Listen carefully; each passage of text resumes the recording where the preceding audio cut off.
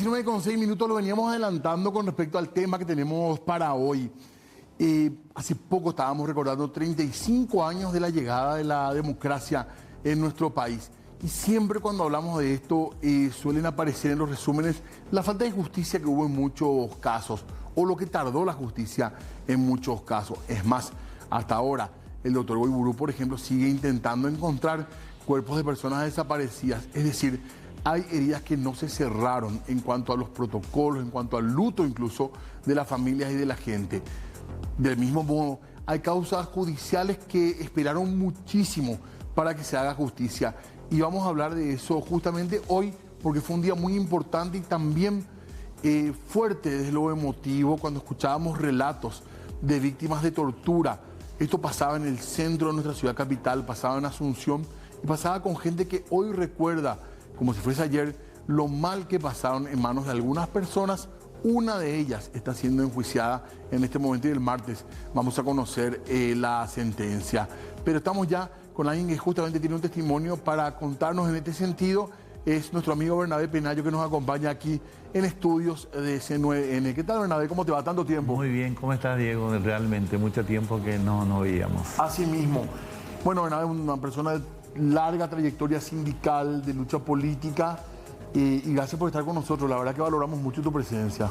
En realidad yo soy el agradecido por tener esta oportunidad de dar a conocer un poco la historia, porque me parece fundamental que nuestra gente, sobre todo los jóvenes de hoy en día, conozcan la verdadera historia que vivimos en la época de la dictadura estronista. Entonces creo que una gran parte de nuestra juventud desconoce eso y bueno, esta es una oportunidad. En realidad lo que pasó esta mañana en lo que fue el ex departamento de investigaciones de la policía de la capital, donde estuvimos muchos ex detenidos políticos que fuimos torturados bestialmente en ese lugar. Muchos de nuestros compañeros desaparecieron para siempre. Y bueno, este personaje que ahora está siendo procesado cobardemente ha negado que él ha estado ahí, cuando somos cientos las víctimas que fuimos torturados por él mismo. Yo personalmente fui torturado en el año 1975. Antes de entrar a la parte concreta de tu testimonio, ¿estuviste participando del juicio? ¿Estuviste siguiendo el juicio? Contanos, por favor, esa parte, la parte judicial, por decirlo de alguna manera. Estuve siguiendo la parte judicial a través de los medios de comunicación. Esta mañana sí estuve en el lugar donde se constituyó el juzgado para verificar los hechos, cómo se dieron. Y ahí nos encontramos muchísimos compañeras y compañeros que hemos estado presos ahí conjuntamente. Y bueno, a partir de esta mañana estoy haciendo un seguimiento, digamos, total de todo lo que está, y sabemos que el martes próximo se va a dar la sentencia finalmente a través del tribunal. Estábamos compartiendo algunas imágenes, seguramente en algún momento las vamos a poner también a pleno con los compañeros para recordar un poco también aquellos días, aquella época, para ir metiéndonos más también un poquitito en el clima de lo que se vivía en aquel tiempo. Ya estamos viendo imágenes incluso de ese 3 de febrero, que recientemente se conmemoraron 35 años de estos momentos y tanto tiempo pasó y recién ahora se está juzgando, por ejemplo, al comisario retirado Eusebio Torres Romero. De eso vamos a hablar en la jornada de hoy. Bernabé, ¿cómo comenzó tu carrera política, digamos, en plena dictadura? ¿A través de qué gremio, a través de qué grupo? ¿Fue algo espontáneo tuyo o estabas en algún tipo de nucleación política, gremial, estudiantil? Estaba en una organización política juvenil en 1973, 74. Yo vivía en el exilio. Mi papá fue perseguido político de la dictadura, era miembro del Partido Comunista. Y yo vine a vivir aquí en Asunción. ¿Usted vivía en Buenos Aires? ¿Dónde vivía? Sí, en Buenos Aires. Sí, en Buenos Aires. Yo regresé en 1975 con mi familia, me mudé acá, me casé y tenía una hijita de meses y nos mudamos aquí en nuestro país después de casi 15, 20 años de exilio. Y bueno, empecé a... ¿Por qué decidiste venir? Y porque quería regresar realmente a mi país. Sí, yo sentía esa necesidad Mi papá también, mi mamá también querían venir, pero ellos no podían venir. Entonces yo vine, me ¿Y tu tomé... papá regresó? ¿Cómo? ¿Tu papá regresó?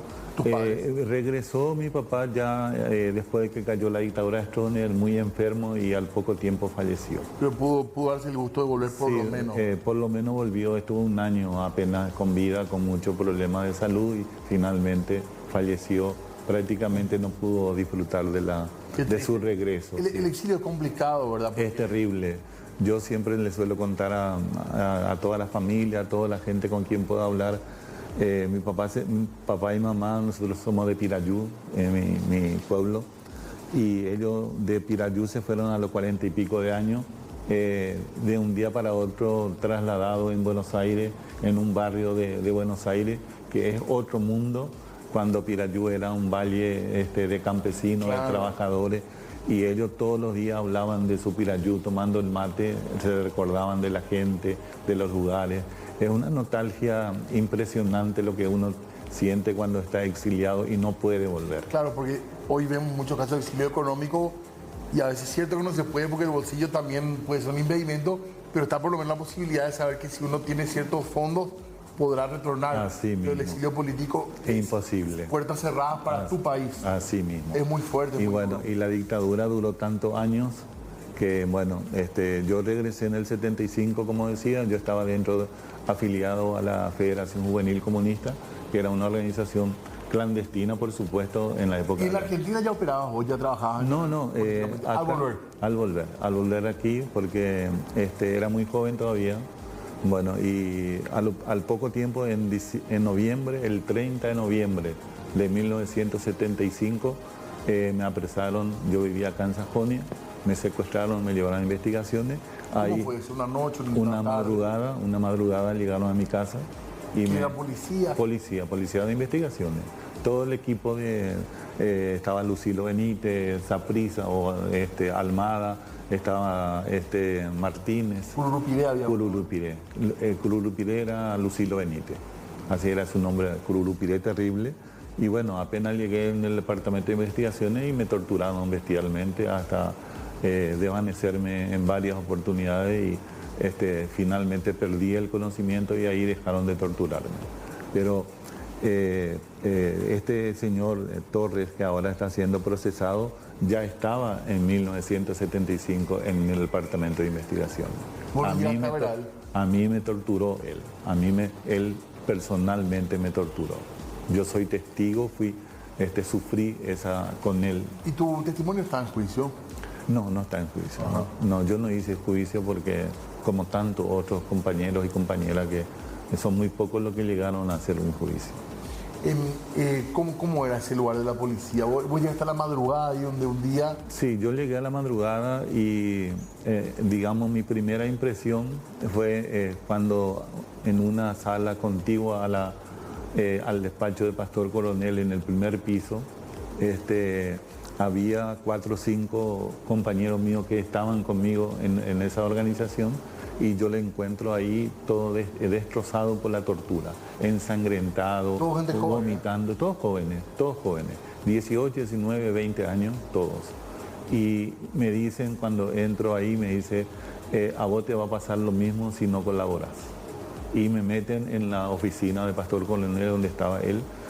Ahí estaban... ¿El propio Pastor Coronel estaba? Sí, estaba él, estaba Montanaro, estaba el general Brite, que era el jefe de policía, estaba el coronel Guane, que era el jefe de inteligencia. ¿Y eso qué hora más o menos? Era las 3 de la mañana aproximadamente. ¿Había mucho movimiento esa noche? Sí, no, estaba lleno de gente y Un día de redadas, por lo visto. Sí, claro.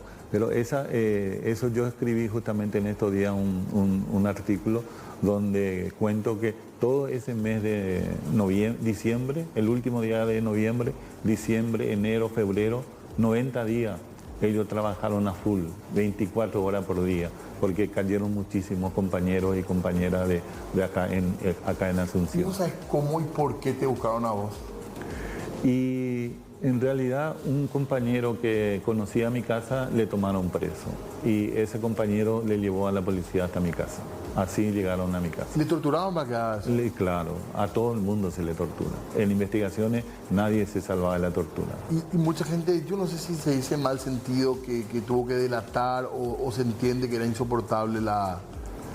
Y sí, ¿Cómo tomás vos, por ejemplo? indudablemente la tortura es, hay que tener una moral extraordinaria para poder soportar la tortura y no delatar a otro compañero, porque de repente uno se da cuenta que si le dice quién es el otro compañero o la compañera que ellos están buscando, le va a pasar la misma suerte que te está pasando a vos en ese momento.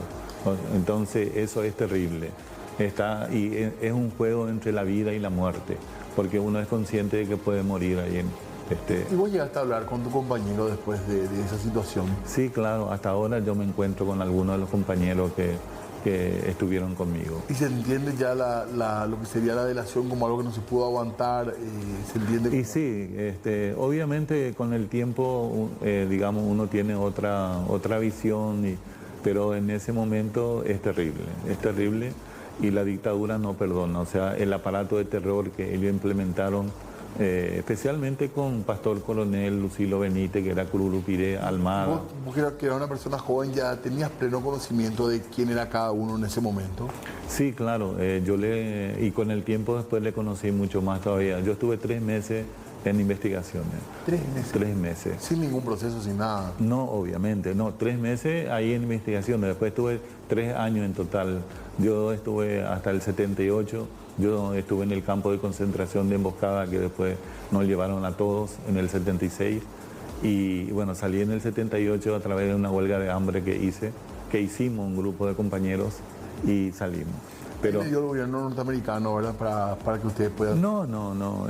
Fue en realidad, había en la OEA se iba a tratar el tema de derechos humanos de Paraguay, y antes de esa reunión de Asamblea General de la OEA, nosotros 3 meses antes empezamos la huelga de hambre. Usted ya era público, digamos. Claro, sí, se publicó. Nosotros hicimos una carta que enviamos al presidente de la República y también otros los familiares, que se difundió en todo el mundo, por todos lados, de que 18 presos políticos estábamos en huelga de hambre pidiendo nuestra libertad.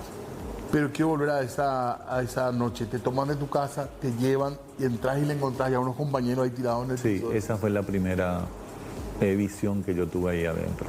Y bueno, me someten ahí o sea, entro en la oficina de Pastor Coronel, estaban todos esos personajes, más o menos 20 personas, y yo estaba esposado y en los pies y en la mano, esposado. No podía moverme, me sentaron en una banqueta y ahí Pastor Coronel me hace preguntas, me interroga, y yo no conocía, no sabía lo que me preguntaba, y ahí él ordena la tortura. ¿Y te preguntaba sobre algún plan? O sobre sí, a dónde están las armas, a dónde están los documentos, quiénes son más de la organización, etcétera. Ese tipo de preguntas. ¿Fue largo el interrogatorio? Y bueno, yo... Hasta que empiecen a golpearte, digo. No, al instante. Cuando me pregunta un tema y yo no sabía, ahí ya le empieza la primera tortura. Y la tortura, ellos estaban con diferentes tipos de látigos, entre 5, entre 6 aproximadamente, me pegan hasta que me desmayé. Y cuando me desmayé me tiran una jarra de agua fría y con eso reacciono otra vez. Y sigue el interrogatorio, me pregunta, y si le digo que no sabía, sigue la tortura. Y hasta el desmayo. Y después nuevamente me echan agua y así sucesivamente, yo no sé cuántas veces me desmayé. Y finalmente ellos dejan de torturarte cuando te tiran el agua frío y ya no reaccionas. Ya te quedas ahí, estás al borde de la muerte. Ahí dejan de torturarte. Te agarran, te tiran ahí, como estaban mis compañeros que yo he visto a la entrada. Y al rato... Que habían pasado por todo eso. Exacto, sí. Y bueno, después... En realidad yo estuve 90 días en investigaciones y ahí hay 24 horas de tortura, no hay domingo, no hay de noche, permanentemente. Ahí mataron y desaparecieron nuestro compañero Miguel Ángel Soler, que era el secretario general del Partido Comunista, Derli Villagra y Rubén González Acosta. 3 compañeros desaparecieron para siempre. Y el resto fuimos torturados y estuvimos presos algunos 3 años, 4 años. Finalmente en el 78 a 79 se libera la gran parte de todos los presos que estábamos. Esos 3 meses, como decís que eran torturas sistemáticas todos los días. Sí, no, ahí era terrible porque estábamos tirados en el suelo, abandonados a nuestra suerte, con todas las heridas, no había medicina, no había... ¿Dónde dormían? En el suelo, sin nada, esposado, y una vez al día nos permitían ir al baño, solamente sin sacar la esposa. O sea, si nos bañábamos, teníamos que bañarnos con la esposa. Si hacíamos nuestras necesidades con la esposa, con la esposa. No nos sacaban la esposa. Y después vas a salir, te tiran en el piso donde está tu lugar. Estaba prohibido hablar con el compañero que estaba al lado, estaba prohibido pararse, todo estaba controlado ahí. Y cualquiera que venía podía torturar a cualquiera. Así a veces ¿Y la alimentación? La alimentación era un desastre. Era todos los días un locro hecho con huesos podridos, huesos de carne vacuno podrida, con un olor impresionante, con un poquito de poroto y un poquito de locro, y hervido, así. Eso era insoportable. Eso era toda la comida. ¿Y tu familia sabía dónde estaba? Mi familia sabía, pero yo estaba desaparecido. Ellos preguntaron por mí en todas las comisarías y todos decían que yo no estaba preso, que no estaba ahí. Después de 9 meses, recién yo pude tomar contacto con mi familia. O sea, saber noticias. Me llegó una carta de mi esposa en la comisaría 7ª, estando detenido. ¿Y ella cuándo supo dónde estabas vos? Y después de eso, cuando ella me escribe que yo recibo después de 9 meses, yo le contesto esa carta y le digo dónde estoy y todo eso. Y a partir de ahí podíamos intercambiar cartas con mi esposa, que estaba en Buenos Aires. 3 meses acá. En investigaciones. Investigaciones. Después en la comisaría estuve en 7ª, estuve en la 3ª también un tiempo, en la 1ª. Y eso tardó, un año en 3 lugares diferentes. En el 76, septiembre del 76, ya nos llevan a todos a Emboscada. ¿Cómo era la cárcel en aquel momento, la de Emboscada? Era terrible, porque era una celda, nosotros estábamos en una celda de 5 por 12, 60 personas, encerrados todo el día, sin agua, sin baño. Y salíamos una vez al día para ir al baño, y el agua que traían era agua del río Piribehuí, que hicieron como una pileta, construyeron ahí, y ahí traían con camiones el agua en tamboras, descargaban ahí el agua así tal como viene por el río, sin ningún tipo de tratamiento. Y eso produjo una disentería terrible a todos los detenidos que estábamos ahí. Y bueno, la comida seguía siendo lo mismo. ¿Y tortura también había ahí? No. Ahí ya no había tortura. Pero sí, de tanto en tanto traían a algunos de Emboscada hasta investigaciones, y ahí se le volvía a interrogar y se le volvía a torturar. ¿Ustedes tenían algún plan antes de caer, digamos, presos? ¿Tenían algún plan efectivamente de tomar el gobierno con las armas, o alguna revolución, o un movimiento de insurgencia? No, en ese momento nosotros lo único que buscábamos era organizar a los trabajadores, organizar sindicatos, organizar formas para defender los derechos de los trabajadores, defender la libertad, y eso, no había ningún plan ni ningún objetivo militar ni en ese sentido. Pero sí. No teníamos armas, no teníamos nada. Nuestra herramienta era la política, de que con la dictadura destronista era imposible resolver los problemas del pueblo, de los trabajadores, de los campesinos, porque había muchísimos problemas, mucho más problemas que ahora en aquella época. Cuando estuviste en la oficina de investigación, ahí lo viste a Torres, Bernabé. Sí, claro, ahí. Y él un día... Como, digamos, en ese grupo de gente que nombraste, ¿qué tan importante, qué tan cruel, cómo es esta persona en realidad? Bueno, ahí podemos citar a 4 o 5 personas que eran los más terribles torturadores.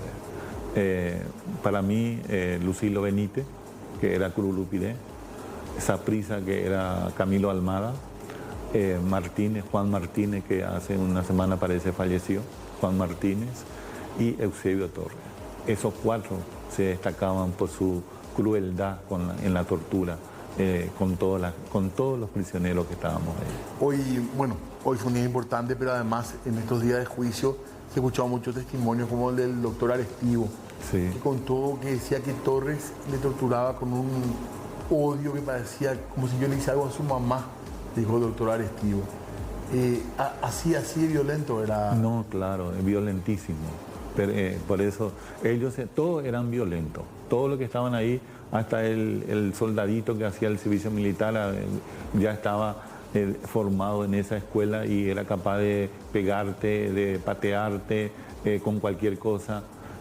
Pero obviamente los policías que hacían el interrogatorio, todos eran uno peor que otro.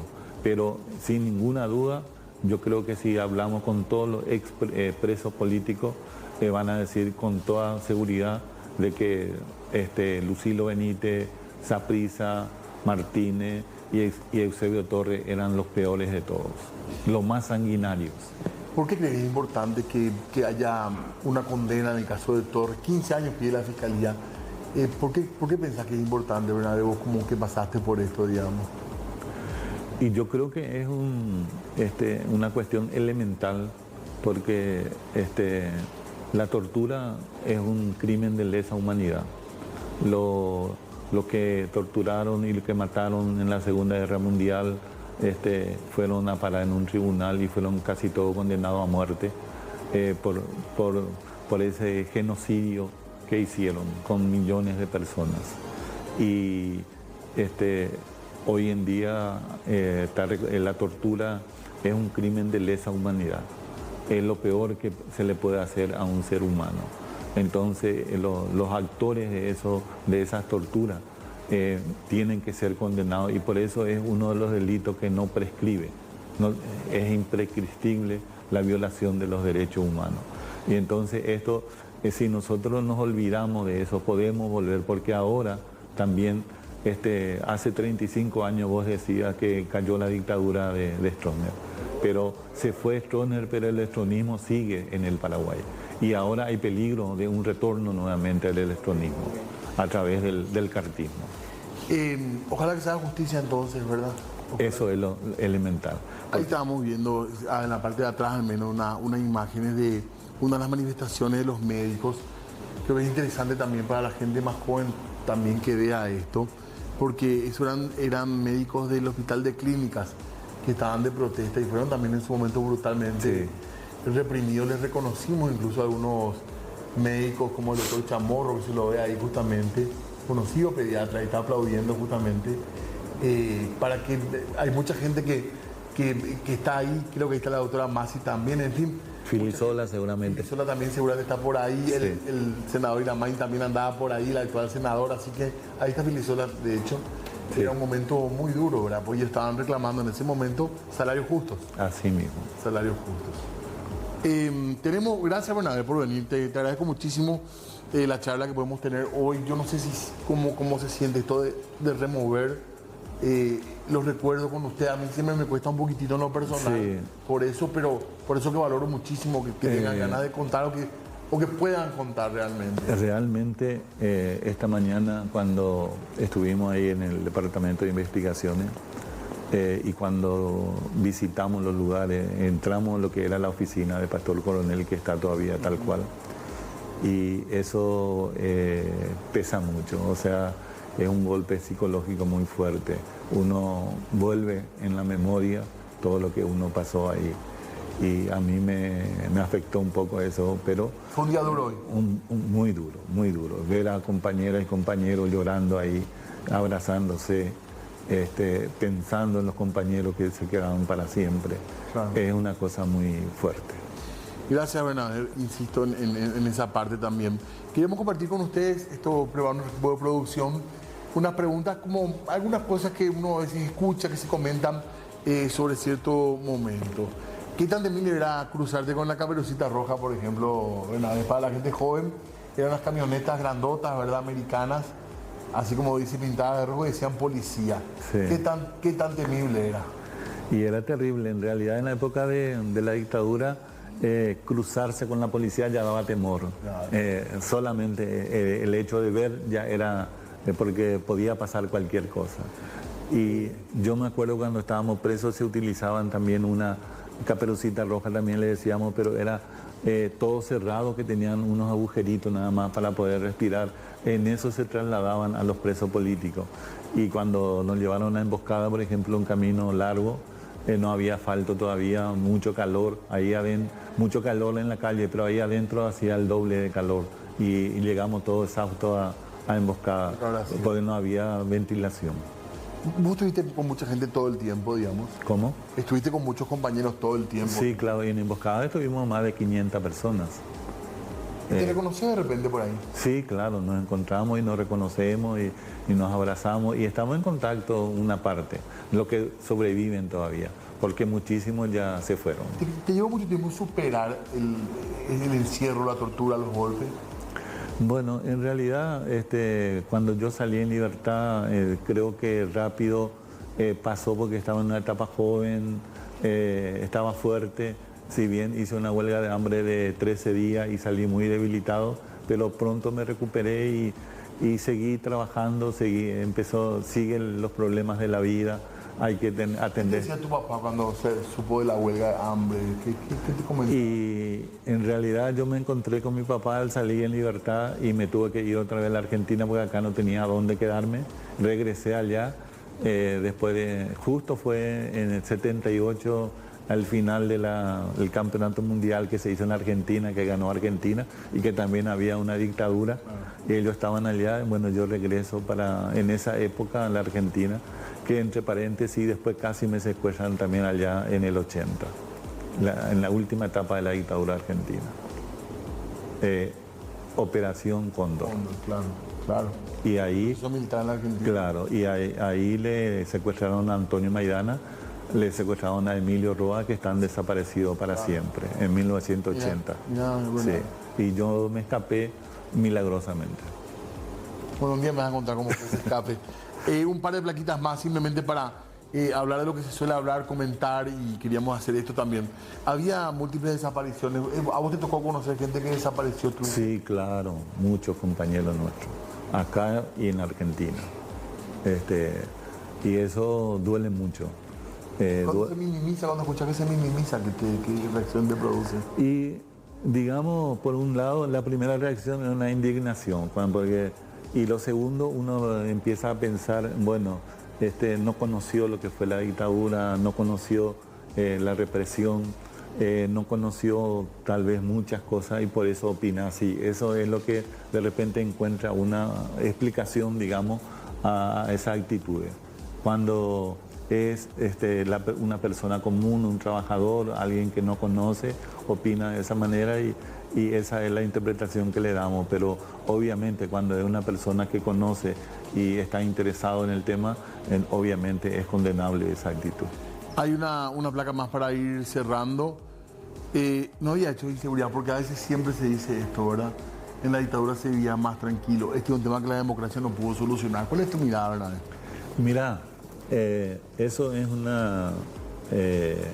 no había inseguridad así en delitos, pequeños delitos comunes, como robo, o sea, no es que no había, era poco, mucho menos que ahora. Pero la gente que estaba en una lucha por una democracia, para defender la Constitución, para defender la democracia, la libertad, lo que luchaban por organizar un sindicato, no tenían ninguna seguridad. Y nosotros nos sentíamos perseguidos, porque sabíamos que si caíamos presos nos iban a torturar y que nos podían matar y que podíamos desaparecer. Entonces, toda la gente que estaba en esa lucha nunca pudo dormir tranquila toda una noche.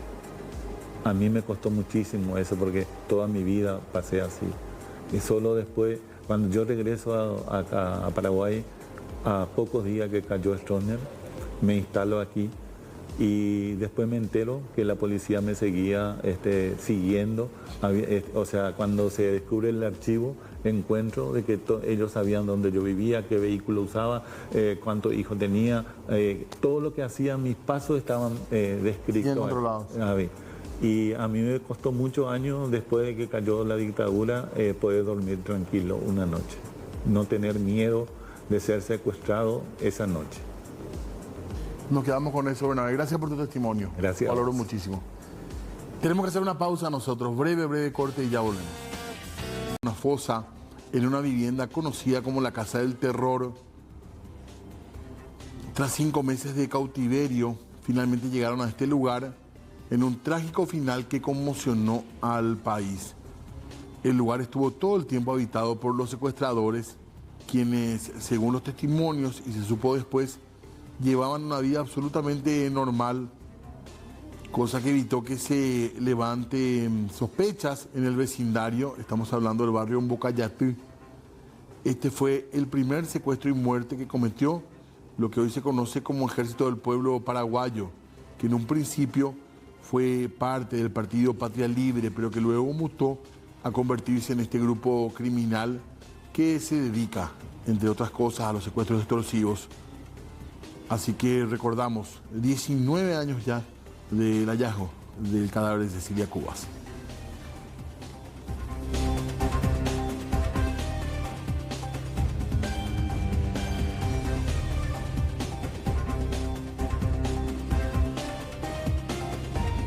Y otro caso judicial, pero también con vinculación política, y tiene que ver con esta persona que estamos viendo ahora en pantalla.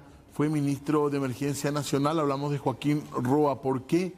Porque Joaquín Roa acusó ante el jurado de enjuiciamiento al fiscal que lleva su causa por mal desempeño. El ex ministro de la SEM, que está procesado por delitos de corrupción, Joaquín Roa, acusó de supuesto mal desempeño de funciones ante el jurado de enjuiciamiento al fiscal anticorrupción Silvio Corbetta. La presentación ante el jurado estaba patrocinada por los abogados Gustavo González Planás y Rodrigo González Planás. Recordemos que Roa está imputado junto con Alberto Couve Ayala por los fiscales Osmar Legal y Silvio Corbetta por los delitos de cohecho pasivo agravado, soborno y lavado de dinero. Alberto Couve Ayala está asimismo investigado por su conexión con el narco Sebastián Marcet tras el operativo a ultranza PI.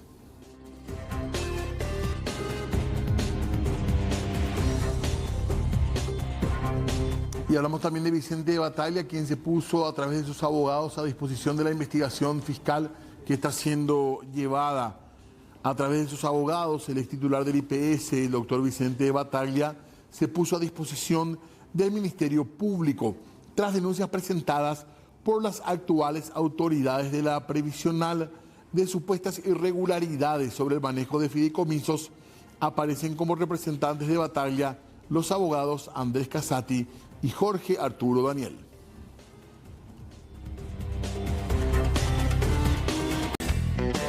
Más información ahora para hablar de una situación tensa que se da con concejales que aseguran no estar cobrando sus salarios.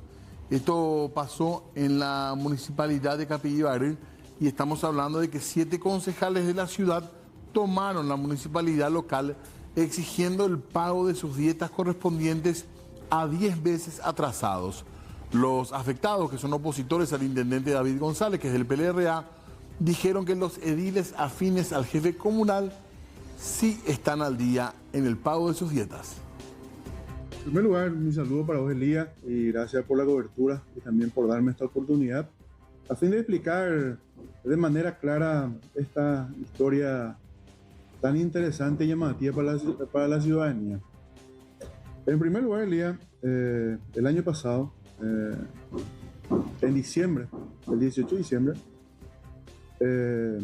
me acerqué junto a los concejales a fin de amortizar algunas dietas pendientes, ¿verdad? La cuestión era porque había una indisponibilidad en la municipalidad. Hicimos un gran esfuerzo, inclusive le tuvimos que molestar a muchos contribuyentes a fin de alcanzar un recurso para contar con disponibilidad de recursos, ¿verdad? A fin de cumplir con ello. Entonces, en diciembre nos acercamos buscamos, ¿verdad?, de la manera, por la vía pacífica, llegar a un acuerdo con ellos, pero ellos no quisieron cobrar. Y justamente esa decisión que ellos tomaron de no cobrar, ¿verdad?, yo tuve que recurrir junto a una escribana, ¿verdad?, pero ellos no quisieron. Yo inclusive les expliqué bien que todos sean tratados por igual, que ya sea intendentes, concejales y los funcionarios, solamente cobren hasta donde se pueda, hasta donde la municipalidad tenga disponibilidad en cuanto a recursos, ¿verdad? Pero ellos no quisieron entender eso. A lo mejor fue con un propósito a fin de perjudicar a la administración, porque yo, acá tengo la escritura, el 18 de diciembre se apersonó la escribana Margaret Concepción López, a fin de dejar constancia que la administración, la que yo llevo adelante, tuvimos la intención de cubrir con los concejales. Ellos no agarraron los cheques. ¿Qué hicieron inmediatamente después? Se fueron a Hacienda, presentaron una denuncia para que todas las transferencias o recursos correspondientes a la municipalidad no sean desembolsados. Yo creo que con ese propósito ellos no cobraron. Yo les quiero recordar a estos 7 concejales que el año pasado, a inicio de diciembre, yo solicité para que se me declare emergencia distrital, ¿verdad?, en cuanto a transitabilidad de caminos vecinales. Tampoco tuvimos apoyo. Y después ocurrió un imprevisto. Se modificó la ley de contrataciones, así también la ley orgánica municipal. El presidente Santiago Peña vetó eso. Nos quedamos sin marco jurídico a fin de hacer llamados y adjudicaciones a través del portal de la Dirección Nacional de Contrataciones Públicas. Por eso no pudimos adjudicar combustible, reparación de maquinaria y otras cuestiones, Elías. Lastimosamente esto se dio, era un imprevisto, pero